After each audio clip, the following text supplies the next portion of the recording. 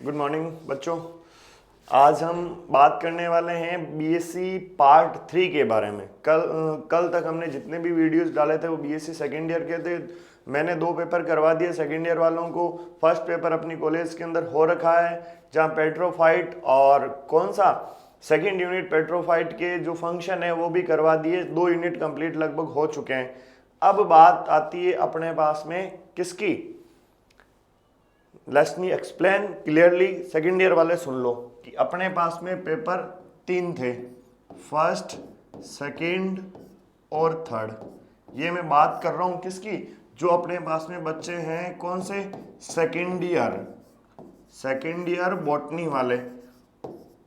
इनको जो paper first है जिसका नाम था टेरिडोफाइट, क्या है, टेरिडोफाइट। ये जो टेरिडोफाइट है, ये टेरिडोफाइट उनकी कॉलेज के अंदर मैंने 2 यूनिट करवा दिए, फर्स्ट और सेकंड। फिर मैंने लिया था अभी ऑनलाइन के अंदर सेकंड, और सेकंड के अंदर जो सेकंड का कौन सा यूनिट, सेकंड बुक का यूनिट 5th है, कौन सा, फ्लावर प्लांट या फ्लावर की स्ट्रक्चर, और वो फ्लावर करवा दिया। अब मैंने इसके अंदर ड्यू रखा है ये पेपर, ये मैं बाद में करवाऊंगा क्योंकि आपसे पहले एग्जाम थर्ड ईयर वालों के हैं, इसीलिए थर्ड ईयर वालों का पेपर करवाना जरूरी है।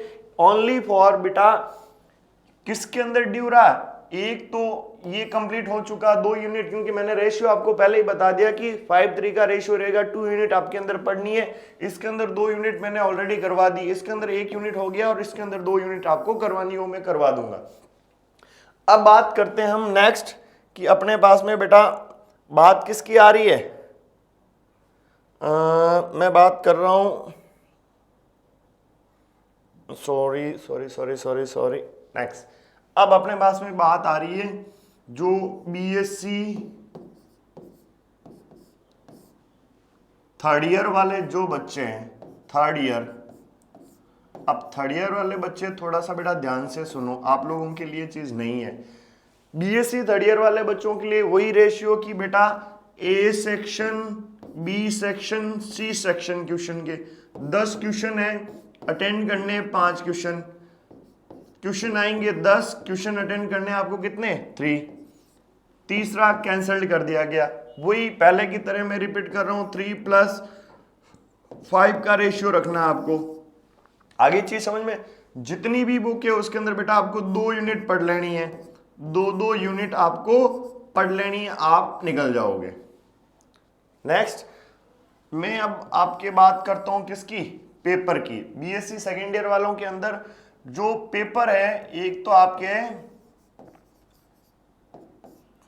पेपर फर्स्ट और पेपर सेकंड, आपके 2 ही पेपर है। थर्ड ईयर के अंदर जो सब्जेक्ट है कौन सा, बॉटनी है। बॉटनी के अंदर बेटा आपके ओनली 2 ही पेपर है। पहला है सेल बायोलॉजी, कौन सा है, सेल बायोलॉजी, और दूसरा आपके पास में कौन सा, इकोलॉजी, आपके इकोलॉजी।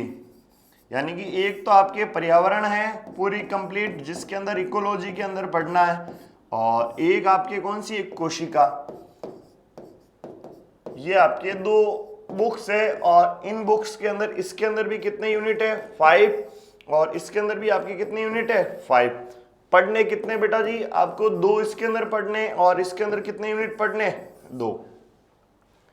नेक्स्ट अब हम जो अपना पेपर है इसको लेने वाले हैं, जिसको ही मैं बात कर रहा हूं, सेल। यानी कि हमने सेल बायोलॉजी का जो यूनिट फर्स्ट है कौन सा, सेल, उसी के बारे में डिस्कस कर रहा हूं कि अपने पास में बेटा सेल है। फिर बोल रहा हूं पेपर फर्स्ट, ये पेपर फर्स्ट और उसका यूनिट फर्स्ट कौन है, यूनिट फर्स्ट। पेपर फर्स्ट का भी नाम क्या है, सेल बायोलॉजी, मैंने वहां लिखा दिया था सेल बायोलॉजी। और यूनिट का भी क्या नाम है, सेल कंप्लीट। सेल क्या है, सेल के थ्योरी, सेल ऑर्गन, इसी यूनिट के बारे में हम पढ़ने वाले हैं यूनिट फर्स्ट के अंदर। आगे चीज समझ में। सबसे पहले बेटा मैं बात करता हूं कि अपने पास में what is the cell, cell क्या होती है। तो इसमें एक धारणा अलग होती है कि भाई सेल एक प्रकार की सबसे छोटी कोशिका है, बट यदि हम इसको टेक्निकली बेस बात करें तो cell is the structural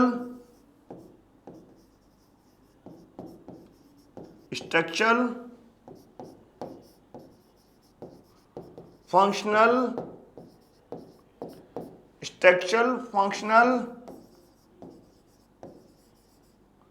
small and reproductive organ. कहने का मतलब एक सेल क्या है, एक सेल आपके पास में स्ट्रक्चरल और फंक्शनल और स्मॉल और रिप्रोडक्टिव। हिंदी में बात करूं तो भाई एक कोशिका किसी की संरचनात्मक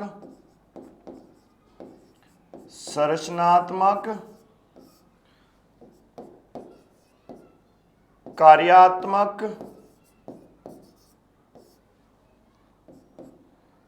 सूक्ष्म यानी कि छोटी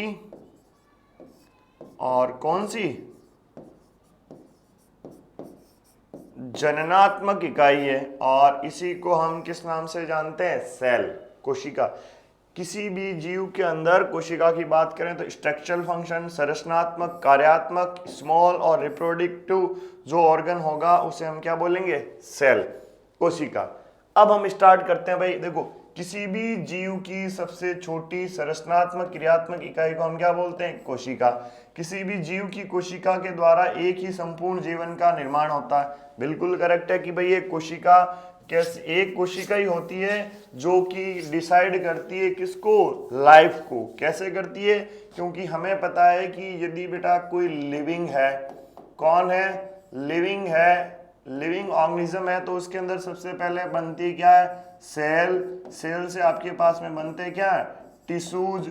टिश्यूज के बाद में बनते क्या आपके ऑर्गन।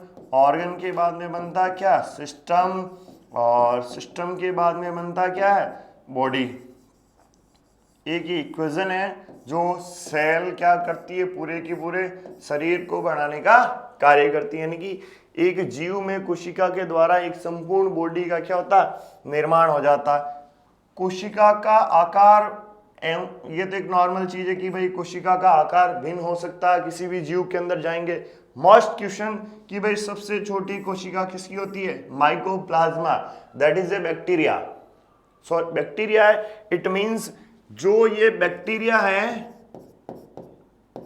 ये बैक्टीरिया बेटा किसके अंदर आता, मोनेरा के अंदर। किसमें आएगा, जो मोनेरा किंगडम है, आपके मोनेरा किंगडम के अंदर, मोनेरा एक प्रकार का क्या होता है, किंगडम है, उसके अंदर कौन आता, माइकोप्लाज्मा आता है। इसकी सेल ही सबसे स्मॉल से स्मॉल यूनिट होती है। लाइक इसकी साइज कितनी होगी, 0.34। नेक्स्ट, बैक्टीरिया में अलग अलग इसकी शेप और साइज मिल सकती है। और सबसे बड़ी चीज भाई, सबसे बड़ी कोशिका किसकी होती है, शुतुरमुर्ग के अंडे की। शुतुरमुर्ग के अंडे की कोशिका सबसे बड़ी कोशिका होती है। भाई शुतुरमुर्ग एक प्रकार का पक्षी है, यानी कि एक प्रकार के एवीज के अंदर आता है। एवीज किसमें आता है, कोरडेटा के अंदर आता है। किसके अंदर आता है, कोरडेटा का एक प्रकार का उपसंघ है वर्टिब्रेटा। वर्टिब्रेटा के अंदर कौन आएगा, आपके एवीज आते हैं। और एवीज के अंदर शुतुरमुर्ग। शुतुरमुर्ग की खासियत क्या है कि भाई ये पक्षी जरूर है, यानी एक प्रकार का बर्ड है, परंतु ये फ्लाई नहीं कर सकता है, उड़ने में असक्षम है। कैसा है, उड़ने में असक्षम है, यानी कि ये उड़ नहीं सकता है। उसके बाद में कोशिका के आकार में भिन्नता हो सकती है। यदि कोशिका की हिस्ट्री की बात करें तो सबसे पहले निर्जीव कोशिका को रॉबर्ट हुक, ये इंपॉर्टेंट क्वेश्चन है कि भाई एक सेल को सबसे पहले किसने खोजा था, रॉबर्ट हुक ने खोजा था, परंतु भाई वो सेल कैसी थी, निर्जीव। फिर एक साइंटिस्ट आए थे जिसका नाम था एंटोनी वॉन लीवेनहॉक। कौन आए थे, एंटोनी वॉन लीवेनहॉक। उन्होंने सजीव कोशिका की खोज की थी, किसके अंदर, प्लांट के अंदर। ये डिफरेंस जरूर याद रखना कि सबसे पहले निर्जीव कोशिका की खोज रॉबर्ट हुक ने की थी, सजीव कोशिका इनकी नॉन लिविंग सेल किसने, रॉबर्ट हुक ने, और लिविंग सेल किसके ऊपर आपके डिस्कवर की गई थी, किसके प्लांट के अंदर, और किसने की थी, लीवेनहॉक ने। नेक्स्ट, रॉबर्ट ब्राउन, इन्होंने किसको डिस्कवर किया था? न्यूक्लियस। पुरकिंस जो साइंटिस्ट थे उन्होंने भाई प्रोटोप्लाज्म और साइटोप्लाज्म की कोशिका द्रव्य और जीव द्रव्य को खोजा। साइंटिस्ट थे स्लीडन और स्वान जिन्होंने सेल थ्योरी दी थी। क्या दी थी? Cell theory. सेल थ्योरी का मतलब हो गया भाई कोशिका सिद्धांत। क्या है? कोशिका सिद्धांत, यानी कि किसने दिया था?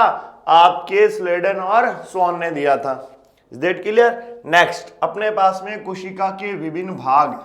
अब भाई मैं यदि सेल ऑर्गन की बात करूं तो मैं यहीं पे इसको थोड़ा सा लेके आ रहा हूं कि अब अपने पास में यहीं से स्टार्ट करते हैं कि सेल ऑर्गन।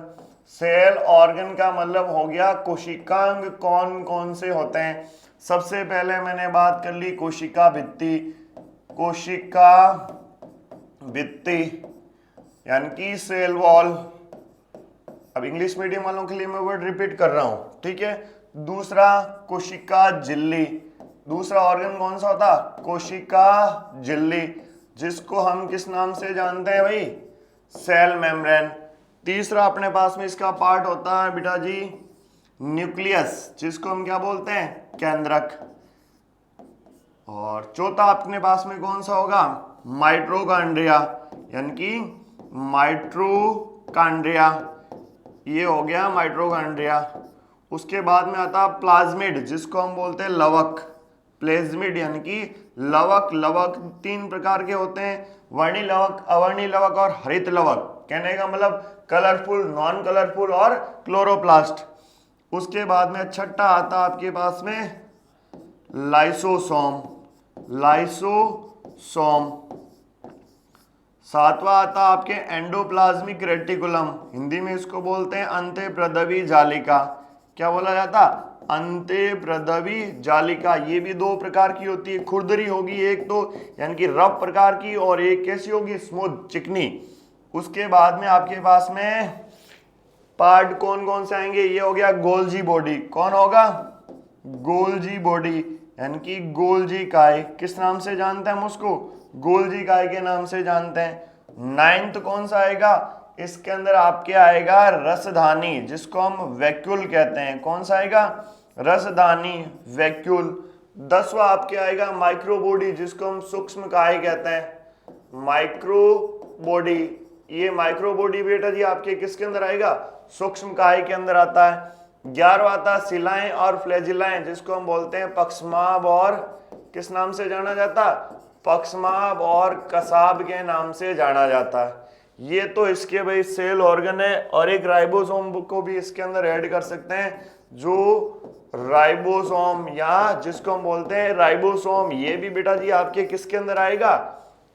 सेल ऑर्गन के अंदर आता है। Is that clear? ये आपके पास में सारे के सारे सेल ऑर्गन है। क्या है? सेल ऑर्गन है। इनको देखो, मैं पहले अभी थोड़ी बहुत और बेसिक चीजों के बारे में भी डिस्कस करेंगे, फिर हम किसके अंदर घुसेंगे? इन सेल ऑर्गन के अंदर घुसने वाले हैं।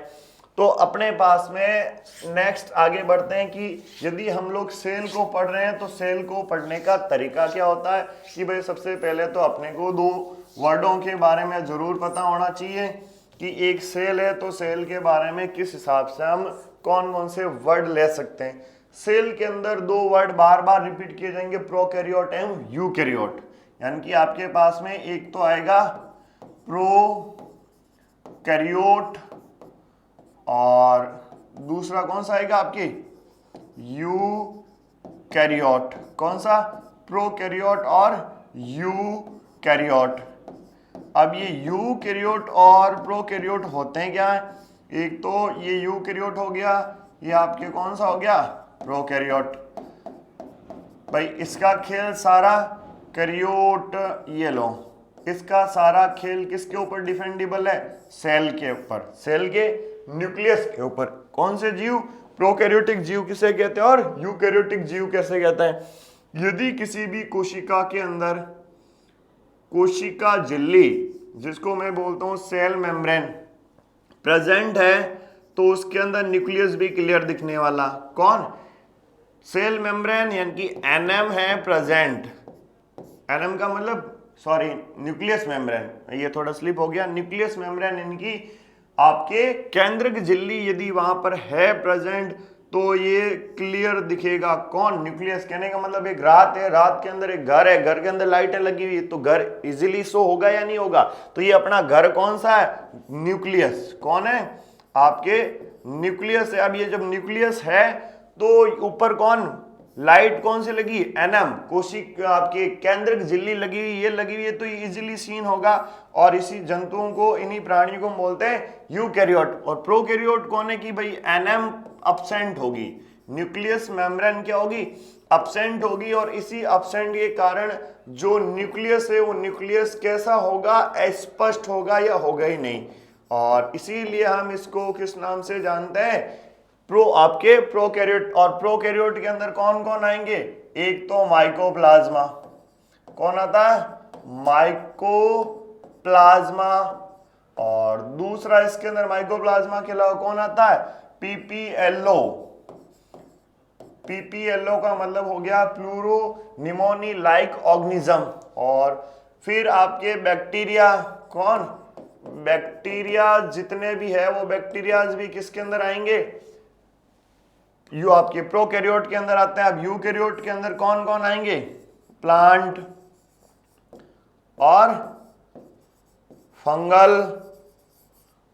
प्लांट हो गया, फंगल हो गया, ह्यूमंस हो गए, ये सारे किसके अंदर आएंगे? यूकैरियोटिक के अंदर। ये अंतर पता होना चाहिए कि भाई प्रोकैरियोटिक जीव कौन होते हैं? जिसके अंदर कोशिका झिल्ली केंद्रक झिल्ली अब्सेंट होगी। जब केंद्रक झिल्ली अब्सेंट होगी तो उनका केंद्रक भी स्पष्ट रूप से दिखाई देगा, क्लियर सीन नहीं होगा। उन जीवों को बोलेंगे हम प्रोकैरियोटिक। यूकैरियोटिक हम किसको बोलेंगे? कि भाई जहां पर केंद्रक झिल्ली प्रेजेंट होगी और वहां केंद्रक स्पष्ट रूप से क्लियर सीन होगा, उसको बोलते हैं हम यूकैरियोटिक। प्रोकैरियोटिक के अंदर माइकोप्लाज्मा आएगा, प्रोकैरियोटिक के अंदर कौन आएगा? पीपीएलओ आएगा, बैक्टीरियाज आएंगे, वायरस आएंगे, ये सारे किसमें आएंगे? प्रोकैरियोटिक के अंदर। और यूकैरियोटिक के अंदर कौन आएंगे? जहां आपके न्यूक्लियस तो सीन होगा because present of nucleus membrane, यानी क्लियर सीन होगा प्रेजेंट ऑफ न्यूक्लियस मेम्ब्रेन। अब अपने पास में बात आती कि भी ये सारा फंक्शन है, तो इसके अंदर कौन कौन से? प्लांट, फंगल और ह्यूमंस सारे किसमें आएंगे? यूकैरियोटिक के अंदर। नेक्स्ट अपने पास में ये चीज यहाँ वही लिखी हुई है, अंतःप्रदिवी जालिका, एंडोप्लाज्मिक रेटिकुलम, साइटोप्लाज्म और प्रोटोप्लाज्म, कोशिका, आपके ये जीव द्रव्य और कोशिका द्रव्य, गोल्जी बॉडी, माइटोकॉन्ड्रिया, लाइसोसोम, प्लेज्मिड, ये सारे के सारे एक प्रकार के क्या है? सेल ऑर्गन है। क्या है? सेल ऑर्गन है। और ये सेल ऑर्गन मिलके ही एक कंप्लीट किसको बनाते हैं? सेल को बनाते हैं। फिर आपके नीचे वही चीज लिखी हुई है जो अभी आपको समझाई गई है भाई कि प्रोकैरियोटिक कौन है। और नेक्स्ट अपने पास में आता है यूकैरियोटिक। यूकैरियोटिक के अंदर भी वही लिखा है कि भाई केंद्रक स्पष्ट रूप से दिखाई देता है। क्यों देता है? क्योंकि उनमें केंद्रक झिल्ली, न्यूक्लियस मेम्ब्रेन प्रेजेंट होती है। एग्जाम्पल भी आपको नोट्स के अंदर लिखे हुए मिल जाएंगे। Next cell theory. नेक्स्ट आता है आपके पास में सेल थ्योरी। क्या था? सेल थ्योरी, जिसको हिंदी में बोला जाता है कोशिका सिद्धांत। क्या बोलता जाता बेटा जी? कोशिका सिद्धांत। की कोशिका सिद्धांत किसे कहते हैं और कोशिका सिद्धांत का यूज कहां पर किया जाता है? आज की क्लासों के अंदर लालो ये यूनिट खत्म करना अपने को, चाहे कैसे भी करना पड़े, हम इनके ऑर्गन को आज पढ़ेंगे। अब बेटा अपने पास में यहाँ क्या आ गया? Cell theory. तो यहाँ जरूर याद रखना, सेल थ्योरी देने वाले दो साइंटिस्ट थे। कौन? स्लीडन। और एक साइंटिस्ट थे कौन? स्वान। स्लीडन और कौन साइंटिस्ट थे आपके? स्वान। अब जो स्लीडन और स्वान के अंदर एक चीज हमेशा याद रखना, स्लीडन थे ये आपके कैसे शास्त्री थे? यानी कि भाई बॉटनी के थे। और यहां आपको लिखा हुआ मिलेगा दूसरे साइंटिस्ट का नाम था स्वान। और वो स्वान किसके थे? जूलॉजी। किसके? जूलॉजी। ये स्लिप हो गया। LOGY, जूलॉजी, प्राणी। अब देखिए कोशिका सिद्धांत देने वाले साइंटिस्ट कौन है? स्लीडन और स्वान। स्लीडन किसके थे? प्राणी शास्त्र, वनस्पति शास्त्री। स्वान कौन थे? प्राणी शास्त्री। अब दोनों ही अपने अपने डिपार्टमेंट के अंदर क्या कर रहे थे? स्टडी। तो इनको एक चीज स्पष्ट दिख गई अपने डिपार्टमेंट में कि भाई बॉटनी के अंदर जो पादप होते हैं उन पादपों का निर्माण भी किससे होता है? सेल। और यहां इन्होंने कहा कि जो प्राणी की या जो एनिमल बॉडी है उन एनिमल बॉडी का निर्माण किससे होता है? एनिमल बॉडी भी किससे बनती है? आपके सेल। किससे बनती है? सेल। फिर इन्होंने अपनी थ्योरी रखी, दोनों ने इकट्ठे होकर एक थ्योरी रखी कि चलो हम दोनों को कैरेक्टर सेम ही दिख रहे हैं तो क्यों नहीं हम दोनों आपस में कोलैबोरेट हो जाएं और एक सिद्धांत दे, और इसका नाम इन्होंने क्या रखा? कोशिका सिद्धांत या सेल थ्योरी रखा। फिर इन्होंने मिलके एक निष्कर्ष निकाला और निष्कर्ष के दौरान इन्होंने कहा कि चाहे पादप हो चाहे जंतु हो, दोनों की जो प्राइमरी यूनिट है वो प्राइमरी यूनिट कौन है? सेल। यानी कि प्रारंभिक इकाई कौन होती है? कोशिका, चाहे जंतु या पादप। दूसरा इन्होंने बोला कि भाई नई कोशिका का निर्माण हमेशा, यानी कि जो आपके पास में कैसी सेल है? न्यू सेल है, वो न्यू सेल हमेशा कहां से जनरेट होगी? ओल्ड सेल से। सेकंड इनका क्या था? रिजल्ट था। इन्होंने क्या निष्कर्ष निकाला था एनालिसिस करके कि जो प्राइमरी यूनिट है, चाहे प्लांट के अंदर पढ़ो चाहे एनिमल के अंदर पढ़ो, सेल है। और जो ओल्डेस्ट सेल है वो ओल्डेस्ट सेल हमेशा किससे बनती है? सॉरी, जो न्यू सेल बनती है वो न्यू सेल हमेशा किसके द्वारा बनती है? पुरानी सेल के द्वारा बनती है। फिर इन्होंने क्या किया? आगे जाकर एक इनके लिए भाई प्रॉब्लम क्रिएट होगी। क्या प्रॉब्लम क्रिएट होगी? जिसको मैं बोलता हूं आपको इनका अपवाद। इनके अंदर एक प्रॉब्लम आ गई कि इन्होंने तो बोल तो दिया कि भाई जो कौन सी ओल्ड सेल है वो ओल्ड सेल किसको जनरेट करती है? न्यू सेल को। ये इनकी क्या की थी? थ्योरी थी। अब ये इनकी एक थ्योरी थी कि ऐसा भाई होता है। क्या होता है? ऐसा होता है। बट इनके पास में इनका आंसर नहीं था। क्यों होता? फिर एक साइंटिस्ट आए थे आपके, रुडोल्फ विर्चो। कौन साइंटिस्ट आए थे? यहां लिखा हुआ नहीं है, याद रखना। एक साइंटिस्ट आए थे रुडोल्फ विर्चो। कौन थे? Rudolf Virchow. इन्होंने इनको क्लेरिफाई किया कि भाई ये जो सब होता है ये किसके द्वारा होता है? Cell division. किसके द्वारा होता है? सेल डिवीजन के द्वारा होता है। किसके द्वारा होता है? सेल डिवीजन, यानी कि कोशिका विभाजन के द्वारा होता है। आगे चीज समझ में? ये इनके पास में क्लेरिफिकेशन हो गया। अब अपने पास में यहां थोड़ा सा मॉडिफिकेशन दिया हुआ सेल का। अब ये आपको पढ़ना पड़ेगा। इसमें मॉडिफिकेशन के अंदर बेटा कुछ नहीं है। मॉडिफिकेशन के अंदर इतना ही ध्यान रखना, चाहे एनिमल सेल हो चाहे प्लांट सेल हो, दोनों को भी जिस चीज की जरूरत होती है उसके हिसाब से क्या होती जाती है? मॉडिफाई होती है। मैं थोड़ा सा इसमें आपको बता सकता हूं कि भाई एक प्लांट सेल है, एक आपके पास में प्लांट सेल है और एक मैंने ले लिया कौन सी सेल है? Animal cell. अब प्लांट सेल हो चाहे एनिमल सेल हो, अब इन सब को एक चीज की तो 100% नीड होती है, न्यूट्रिशन की नीड होती है। तो ये न्यूट्रिशन के लिए और दूसरे कार्य करने के लिए अपने आप को क्या करेगी? मॉडिफिकेशन, या मॉडिफिकेशन होगा इनका। क्या होगा? Modification for nutrition. और इसका भी मॉडिफिकेशन किसके लिए होगा? न्यूट्रिशन के लिए होगा, या अपने आप को सेव करने के लिए होगा, या किसी दूसरे फंक्शन को सिक्रेट करने के लिए अपने आप को क्या करेंगी? मॉडिफाई करेगी। वो चीज उसके अंदर लिखी हुई है, आपको इजीली वो चीज समझ में आ जाएगी।